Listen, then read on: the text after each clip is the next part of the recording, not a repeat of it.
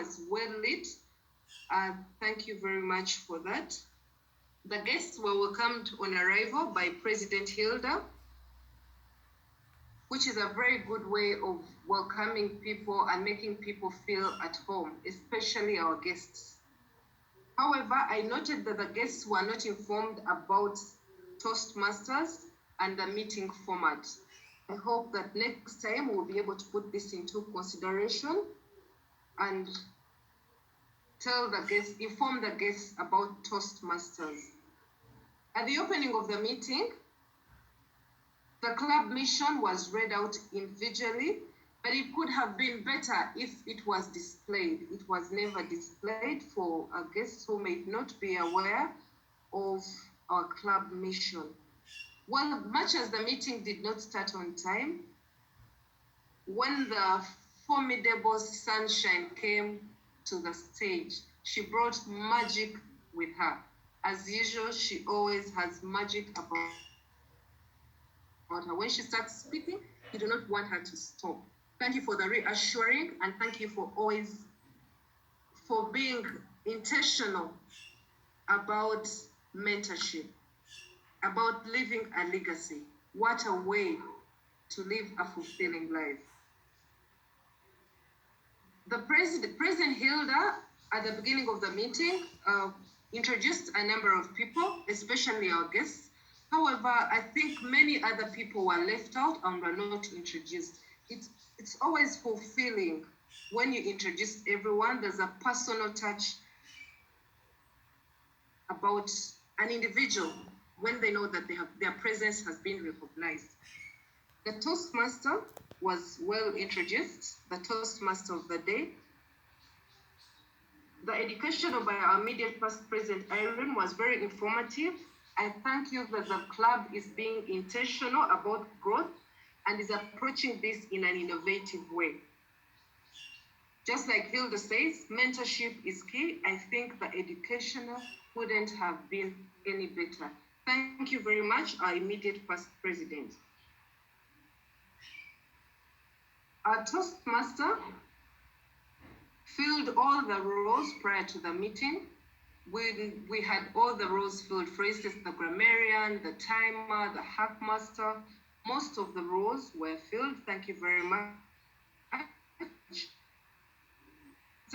Also explained the meeting's theme. She introduced the theme of the day as Face Your Fear Head On, and went on to describe what each letter in fear means. False evidence appearing real. Wow, thank you very much, Toastmaster, for being very elaborative and also telling us how to overcome fear, because at Toastmasters we learn, and before any Toastmaster or guest leaves a Toastmaster meeting, ask yourself, what have I learned? Today I take with me how to overcome my fear, and there's no better way to overcome fear than facing it head on. The Toastmaster introduced the General Evaluator and was intentional about describing her fears. Thank you very much.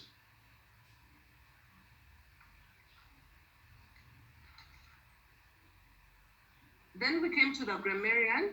The grammarian prepared very well and was introduced very well, and you did an excellent job.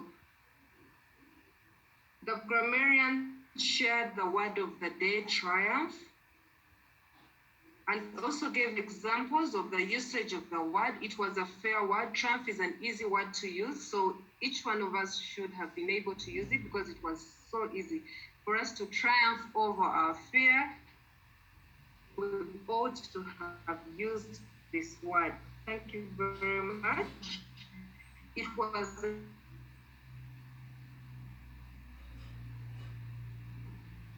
she used her cards right, though there was a bit of there was a problem at one point, but she was able to rectify the problem on time. So we didn't have any hitches with the timer. She was exceptional. Her cards were right and were well spotted. The R counter was well introduced. Ivan has a fear of heights. I could recall that. And then he found he already has a solution on how to overcome his fear by going for bungee jumping. He was very well prepared and sounded very enthusiastic, which is very good for a Toastmaster meeting. Our master was prepared. He gave a recollection of what happened at what point and was able to tell and explain in detail of what everyone said. Also, I noted that an official table topic session was not slotted in the agenda, and this should have been well communicated to the meeting.